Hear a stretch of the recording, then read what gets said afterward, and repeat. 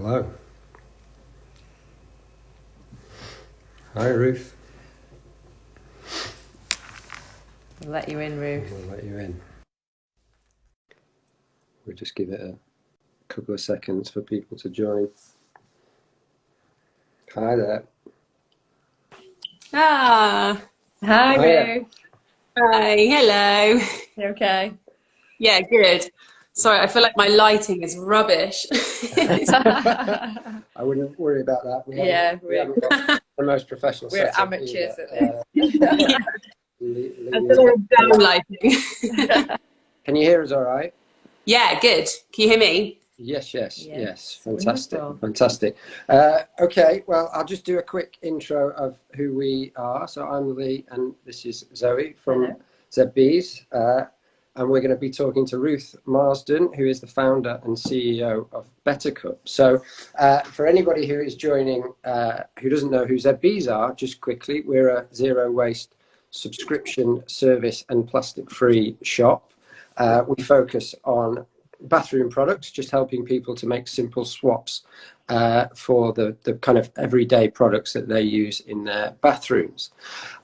We've been going since the start of the year, and I know Ruth, Better Cup is even younger than that. You celebrated your 5th month yesterday, so congratulations on that.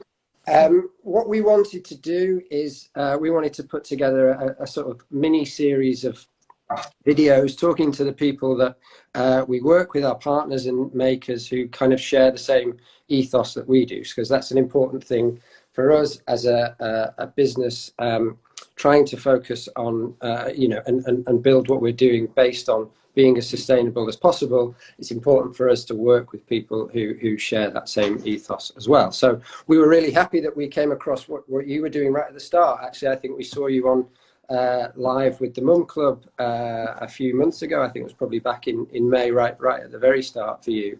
And I think I got in touch with you pretty much straight away after that. So we were really happy that you started working with us, and we're really happy that that things have gone really well for you over the past 5 months. So this is about, like I say, about people making those simple switches to those everyday products. So the first question, and the question that we'll ask everybody, is well, first, what is Better Cup, and why should people switch to a Better Cup? The Better Cup is a menstrual cup, and the aim was for it to be a really beautifully packaged menstrual cup that would kind of sit alongside your beauty products rather than the things that you want to put in the cupboard underneath your sink and hide away, like your eczema creams or whatever. It's like, it's a beautiful product that you want up on your shelf with your nicer fragrances and all those kind of things. So yeah, it's a menstrual cup, and the behind the name is the fact that it's better. So we wanted it to be that it's better for you, better for your body. It's much kinder than tampons. It's got no chemicals and no plastics, no synthetic materials. So it's much better for you, and then obviously much better for the planet, because you just use one. One lasts you 10 years. Whereas again, the average person that menstruates throws away about 10,000 disposable products, whereas you could just have that one Better Cup for 10 years. And then better for other people was the idea as well behind Better Cup, is that for each one we sell, we donate one. So as well, so that then you're kind of, within your purchase, you're kind of helping begin the fight to eradicate period poverty is the aim. So yeah, that's Better Cup in a nutshell. Right, it's amazing. It's amazing. So you've given us maybe 4 or 5 reasons there. So I think the main one that really stood out for us, we'll talk about them all hopefully, but the main one that stood out for us was this idea of everyone you buy, you give one to a woman in period poverty. So can you tell us a little bit more about that? Who you're working with? And I suppose what the process is and how that works. Yeah, so I had the idea to start just as a business because I completely judged menstrual cups before using one. I just thought they were really hippie-ish and weird, and I was like, why would I even try using something like that? And then my sister used one, which got me on board. And then I just found it really interesting. So I was like, I'm the kind of classic, I would consider myself quite a classic customer. I'm trying to be more sustainable. I'm quite open-minded. So I was like, well, why has it not been on my radar more? So that was initially more the business idea. It was like, okay, well, let's make a brand that's really cool and really pretty and is interesting. And yeah, like I was saying earlier, that you'd want to have on your shelf and you'd want to tell your friends about, and you'd almost give at Secret Santa or put in your daughter's stocking. And that idea that it's like a more of a, like an aspirational type product rather than a med product. And then was chatting to my other sister who lives in Zimbabwe, and she was just talking about how the girls at her school often miss a week each month when they're on their period because there's just not the sanitary wear that they need. And they were getting donations of disposable sanitary products. But even those, with the inflation in Zimbabwe, they were becoming too expensive to buy. So the donators were kind of having to donate like a couple here and there. And obviously that's just not doing anything. And then you're needing more each month. It's not just this one thing that sorts the girls out. Yeah, so we're talking about that. And I'd kind of had in the back of my mind, oh, I'd love to have started this business. So when she said that, I was like, well, we kind of have to now because we've got the two things that can work together perfectly. And I would love to just, give hundreds of menstrual cups to this school, but I can't afford to do that. You're buying each one at £20. I can't buy hundreds. I was like, if I start my brand and I sell them, then we can give one for each one sold. So yes, we started in Zim at Hope School, excuse me, in Hamara with the girls there. And we're also now giving to the teachers and the parents of the students, because the parents mostly work on the farm around the school, so they need them just as much as their daughters do. So that was the partnership that started the business, but it was always a plan to kind of spread beyond that and try and reach as many people as we could. So our latest partnership is with a refugee day centre in Thessaloniki in Greece. And so that, it's a refugees day centre, but also just for any Greek women as well that want to come along. So people at different stages and walks of life. And they do a lot of classes, a lot of health classes, but then also art and different therapies. And so one of the problems with donating menstrual cups is obviously the sanitation that you need to be able to use one. You need to be able to sterilise it. And that's obviously an incredibly important part, is that we're not just going to give a menstrual cup and hope for the best. We need to know that these people, we're empowering them rather than giving them this thing that they can't use. So what's great about the day centre is even if some of these women are homeless, they can go to the day centre every day that they're on their period and make sure they're able to clean it properly and sterilise it at the day centre, even if they're then going back to the street. That's somewhere that they can be. Mm-hmm. So that's an important part as well of starting those partnerships, is with places where we can make sure we're providing the sanitation that's needed. Right. That's amazing. It is amazing. And so are you managing all of this yourself then? Yeah. At the moment? I mean, Lee, you'll know because my emails are so sporadic to you. I can imagine it's quite a challenge. Yeah.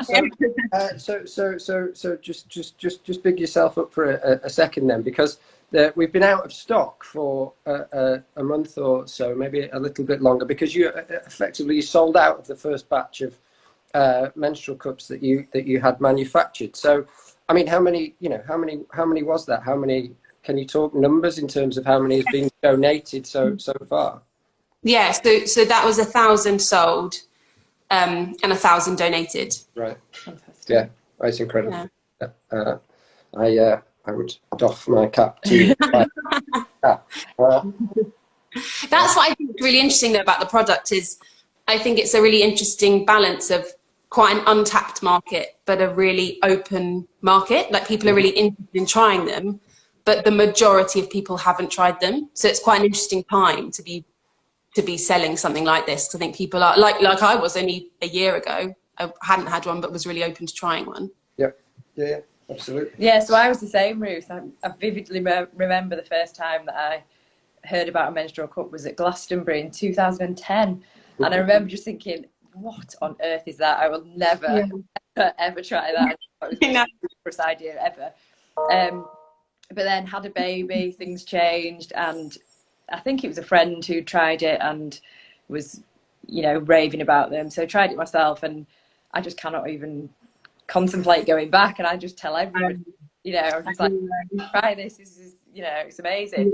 Yeah. So what's your advice to somebody who's kind of on the fence? How do you sort of tip them over the edge to try one of the best books? Yeah, I think it's a really hard one. I was talking to a friend about this the other day, because I think the only real way to win someone over is for them to try it. Because we get endless questions, which I love, and I'm always so happy to chat about it. So the DMs in Better Cup account are amazing. Like the personal detail that we get into is amazing. I love it. I have no filter, so I'm all there. I'm for it. But I find it hard in a way, because really the only answer to any question is just give it a try. And I think you just don't know till you give it a try. And that was kind of the hope behind as well, the donation side, is that it might help people take the risk a bit more, because they're like, well, if it's a fail, I've gifted one to someone else. So, you know, spend £20 and someone else has got one. But yeah, I think the only thing I can really say is you've just got to try it, especially because every person's different. So some of my tips might not actually work for you. And sometimes a customer will message me and say, oh, I actually tried this. I'm like, oh, that's a good idea. Like, I'll try that. And, you know, you don't always know, because it's, yeah, it worked different kind of approaches work for different people. But yeah, you just got to take the plunge. Yeah, so we just had a question from Sarah saying, are they suitable to keep in for a long time? So overnight. Yeah, so you can leave it in. Yeah, what were you saying? I keep mine in overnight. I hope that's okay. Yeah. No, they're perfect for that. Yeah, you can leave in up to 12 hours. Overnight, it's great. The good thing is, because it just sits and collects the menstrual fluid, it doesn't absorb anything. So it doesn't leave you feeling all dry and horrible like a tampon would. And so it's great for a heavy period or a light period, doesn't matter. And then same, overnight, it just sits there, not kind of, taking all that fluid that you would need in your body. So it's perfect for overnight. Wonderful. And you say that your DMs are quite lively. Is there some question that you get asked repeatedly that you can share? Yeah. It's a lot of questions are from first-time users when it's just arrived, and I think a new stage of fear is like hits in when they're like, okay, got it. Now what do I do? It's that kind of where I kind of almost want to be in the bathroom with them, like, it's okay.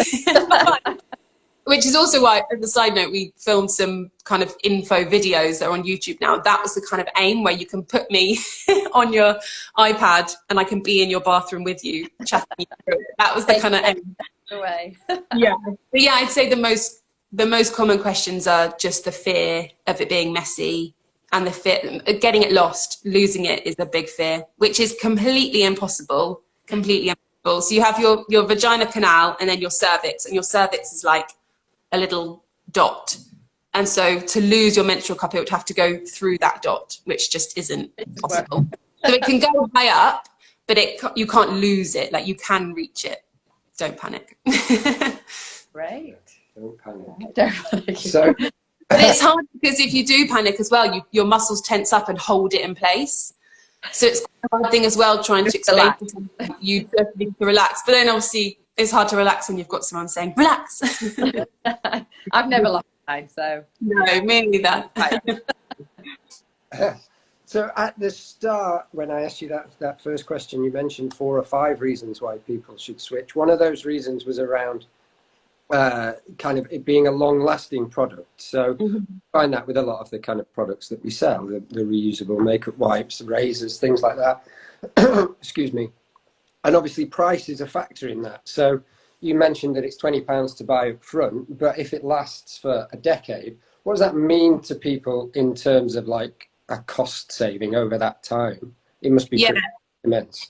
It's it's a few £1,000s that you would have spent. It obviously is quite, I don't like to say figures too much, because obviously it depends what the other products were you were using, because I think a lot of people that want to use something more sustainable might use the organic tampons, which are a lot more expensive. Yeah, true. And also, depending on how heavy your period is, different people get through different amounts of products. But yeah, it's about £3,000 that you would spend instead of the £20. Versus 20 quid.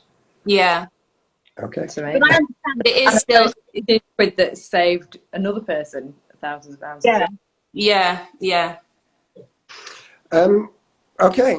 I mean, it's fascinating. Tell us a bit about, again, we touched on this a little bit, but just tell us a little bit about starting the business then, because I'm fascinated by what you're doing, but also how you managed to do it in kind of April and May in the middle of, you know, a global pandemic and a lockdown What an idiot. with children, because we did this. We started in December and we had all these ideas and plans and things, and then obviously February, March, April, the whole world changed, and in that kind of time, it was really quite an intense time for everybody. So how did you cope? I didn't. No, joking. Yeah, I kind of started the business in terms of behind the scenes last August. Yeah. And so I think I'd say actually the hardest work was long before lockdown, was the kind of August to May, the actual like how on earth do you start a business process. Yeah. So actually in May when I launched, that kind of felt like the fun downhill, just like go down the slide and see what happens and just go with it, because I think I'd done so much work to build up to it. Then launching and getting the sales come in felt like the prize at the end almost. I mean, obviously it's just the beginning, but that I didn't feel as tricky. And I think actually for me, lockdown worked really well because it's a product that takes a bit of work, or people don't really necessarily want to be trying it for the first time in the office toilet. So actually the fact that people are at home, I think and a lot of people did email to say they were more open to trying it because they had that space and they had nothing else to do. They were at home. So I think it actually worked quite well. Yeah, I sort of thought about that from a purely like commercial perspective. People are at home, people are obviously shopping online, so maybe that's an advantage, but I didn't think about it in terms of how kind of it made people feel more comfortable to try. So that is it's a really good story. What that's your question. Oh, try to take over. God. So what's next for Better Cup? Keep selling, hopefully, and keep donating. I think like I was saying, kind of launching in May, I feel like I've kind of the thing I keep thinking of is it's like I've kind of set this train in motion and then I'm just running behind. Like I can't keep up. I don't know why I set this train off. This is mad. So I think the next stage is kind of taking stock. And so I've been talking to a great friend of a friend who does kind of business advising. So I've been having some long Zoom sessions with him, 3 hours at a time, being like, right, what's your business plan? And I hadn't stopped to think, where do I see myself in 3 years? Where do I see Better Cup? What's the kind of dream Better Cup? It's kind of been such a whirlwind. I haven't just taken time to think about it. So that's the kind of next step, is just to be a bit more level-headed and work out where do we want to be stocked and what new partnerships do we want to make to be able to donate more. And then definitely next step for me would be, who can I hire to help me? Because we're gonna found a great fulfillment center who will do all the packing, which is brilliant. So I won't be doing that every evening. But then, it's finding someone that maybe can help with the partnerships and the donation side. So we're really building, because you need to be training the girls and educating them on how to use them. I want to really build like strong, deep-rooted partnerships with who we end up working with. So we're not just kind of shipping out menstrual cups and, with a little note of how to use them. It's like a real kind of lifelong friendships and partnerships that we start building. That's amazing. Nice. Well, wonderful. I mean, I've said it 5 or 6 times now, but it's such a great story and such a great company, and we're hopefully here to help you sell as many as possible over the long term. Thank you very much for joining us. Better Cups are obviously available on zedbees.com. You can buy them individually, you can buy them as part of the Builder Box, and like I said before, this is the first in a little mini series where we kind of introduce people to the makers and partners that we're working with who share the same ethos that we do. So Ruth Marsden, thank you again. That's been fantastic talking to you, and hopefully we'll talk to you again soon, and we'll get selling. Yeah. Thanks loads. Thank you. Nice to speak to you. And you. Bye. Enjoy the evening. See you later. Cheers. Bye. Bye now.